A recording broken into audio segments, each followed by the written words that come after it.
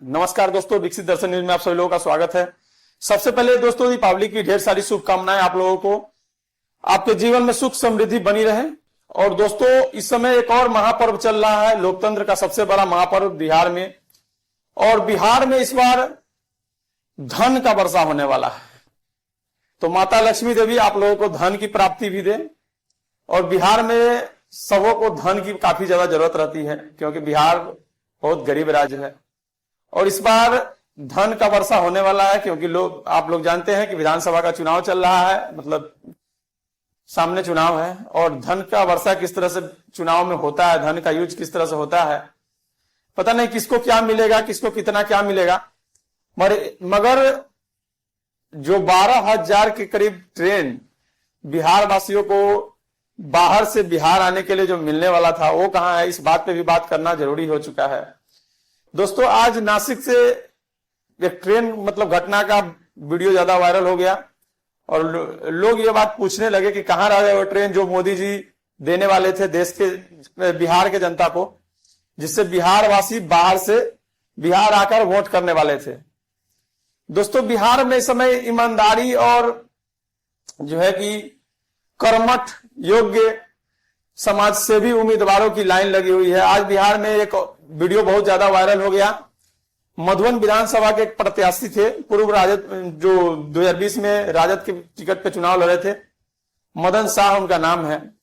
और वे आज अपना कुर्ता वगैरह फाड़ करके किस तरह से, आप लोग वीडियो में देख लीजिएगा कि किस तरह से वे प्रदर्शन, मतलब एक तरह से वहां पे संघर्ष किए और पूरा कुर्ता वगैरह फाड़ करके, मतलब बिल्कुल ही होता है ना कि अपना पूरा होश आवाज खो करके मीडिया को बाइट दिए कि वे लूट गए। किस तरह से उन्हें 2,70,00,000 मांगा गया टिकट के लिए ताकि उनको टिकट मिल सके।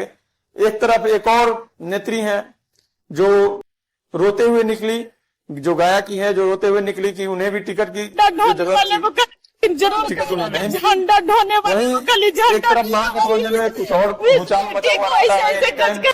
जो लोग बिहार में अंदर खाने की बात हो रही है कि जो महागठबंधन को एनडीए से लड़ना था वो अभी अपने पार्टियों से ही लड़ रही है, अंदर में ही उनका कोई गुनागणित नहीं बैठ रहा है। जिस कांग्रेस को भाजपा से लड़ना था, जिस आरजेडी को जेडीयू से लड़ना था, वो आरजेडी कांग्रेस से लड़ रही है।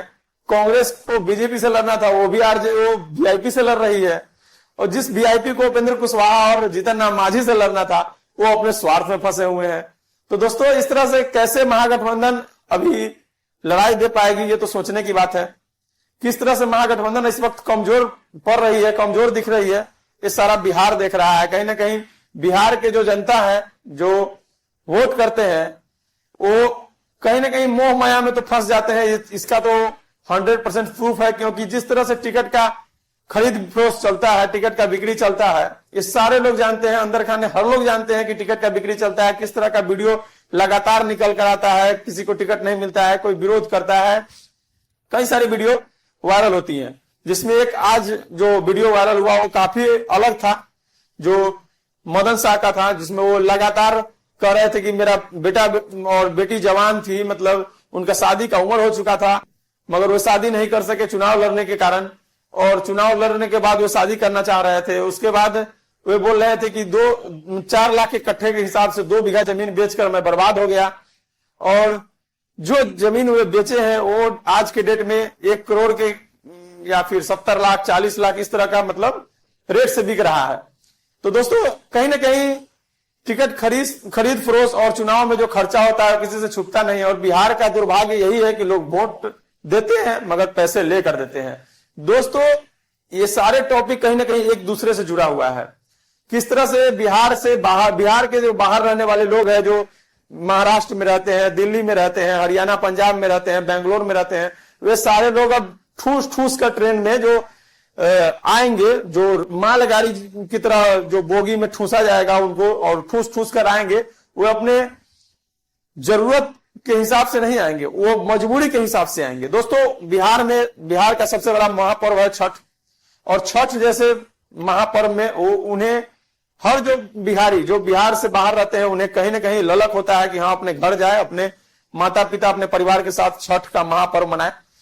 मगर दोस्तों सिचुएशन इस तरह का हो गया हुआ है कि बिहार के लोग ही बिहार के सबसे बड़े दुश्मन हो गए हुए हैं।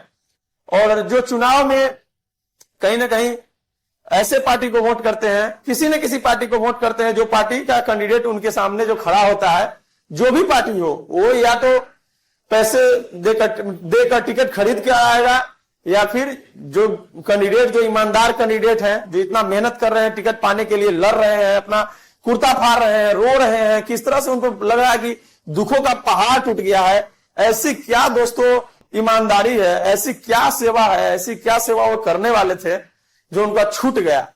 समझ में नहीं आता है कि बिहार के जो जनता है मूर्ख है या मूर्ख बने, होशियार होते हुए मूर्ख बने हुए हैं, या समझ में नहीं आता है। आप लोग खुद समझ सकते हैं कि या तो आप होशियार है, तो होशियार के जो कंडीशन होता है, वो होशियार वाला, जो पढ़े लिखे व्यक्तित्व का जो लोग होते हैं, जो कम से कम वोट करने में अपना शिक्षा, अपना गुण और अपना ईमानदारी जरूर बरते।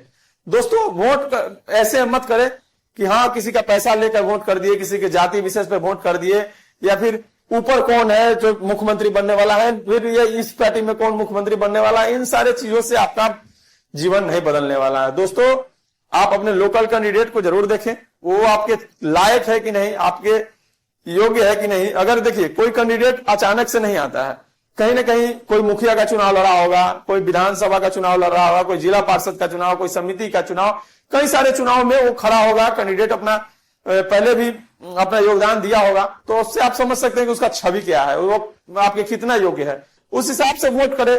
अगर आपको ना लगे कि हाँ, तो कम से कम अपने बुद्धि का इस्तेमाल करें, और जो नोटा बटन जो होता है, जिसमें आप किसी के वोट नहीं दे सकते हैं, मैं आप किसी को अपना वोट नहीं देना चाहते हैं, तो जरूर इस्तेमाल करें, मगर इस्तेमाल करें दोस्तों। क्यों इस्तेमाल करें? क्योंकि अगर आप अपना विरोध भी नहीं जता सके तो फिर काहे को जिंदा है आप? इस लोकतंत्र में क्या आपका योगदान रहेगा? इस लोकतंत्र को बचाने में क्या आपका योगदान रहेगा? तो दोस्तों इस सब चीज पर ध्यान देने की जरूरत है। और बिहार के जितने भी लोग जो इस वीडियो के माध्यम से देख रहे हैं, उनसे अपील जरूर है कि वोट जरूर करें, मगर अपने बुद्धि के हिसाब से, अपने विवेक के हिसाब से, अपने नॉलेज के हिसाब से, और अपने क्षेत्र के जो समाज से भी है, जो आपके समाज में जो सेवा करने के योग्य से आए हैं, उन्हें वोट करें। ना कि किसी पार्टी विशेष को वोट करें, ना ही किसी ऐसे लोगों को वोट कर दे जो आप पर हुकुम आगे फिर 5 साल करे। ऐसा वोट करके आप अपने जीवन को एक तरह से उनके पास गिरवी ना रखें, क्योंकि जिस तरह का खेल चल रहा है आज के डेट में, आप समझ सकते हैं, एनडीए हो, महागठबंधन हो, कांग्रेस हो, भाजपा हो, कोई भी पार्टियां हो, सीटों का बंटवारा के लिए किस तरह का भीड़ मचता है, किस तरह का कोई संगठन उस सीट का सौदा करता है। वो सौदा सीट का नहीं करता है, वो आपके वोट का सौदा करता है। क्यों? क्योंकि आप उस पार्टी के गुलाम बन चुके हैं। आप उस पार्टी को वोट देंगे जिसका सौदा ऊपर से होकर के आएगा। तो दोस्तों इस सब बातों को ध्यान में जरूर रखें।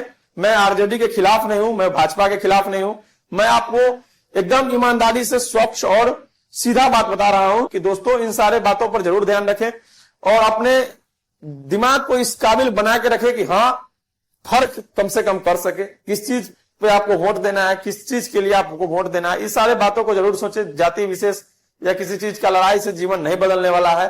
आप अगर बिहार से बाहर जाते हैं, इस वीडियो के देख रहे हैं, तो आपको पता ही होगा कि किस तरह से अदर स्टेट डेवलप कर रहा है और आपका बिहार कहां रह गया। आपका अगर आप नीतीश कुमार आज 20 साल से मुख्यमंत्री है, तो सोच सकते हैं कि 2005 में अगर जो नवयुवक होंगे उनका जन्म के समय या फिर जो दौर देखे होंगे वो कितने अच्छे से देख लिए होंगे, और जो 20 साल से मुख्यमंत्री हैं उनको देख रहे हैं, तो आपके पास कितना विकास पहुंचा होगा। इन सारी चीजों पर जरूर गौर करें। विकास जरूरी नहीं है कि आपको एक ही पार्टी से मिले, विकास जरूरी नहीं है कि आपको एक ही नेता से मिले। आप अपना बदलाव कर सकते हैं, आप अपना चुनाव कर सकते हैं सही से। इसीलिए तो चुनाव होता है ना। लोकतंत्र क्यों जीवित है? क्योंकि आपको वोट का अधिकार है, आपको चुनने का अधिकार है। अगर आप चुन नहीं सकते हैं सही से, तो फिर आपका वोट वेस्ट ही जाएगा। दोस्तों इन्हीं सब बातों के साथ आज का वीडियो फिर यहीं पे समाप्त करते हैं। फिर किसी नेक्स्ट वीडियो में नए टॉपिक के साथ आप लोग के साथ मिलेंगे। तब तक आप लोग सेफ और अच्छे से दिवाली मनाइए। आपके घर में सुख समृद्धि बनी रहे। दोस्तों इतना ही वीडियो में। जय हिंद, जय बिहार, धन्यवाद।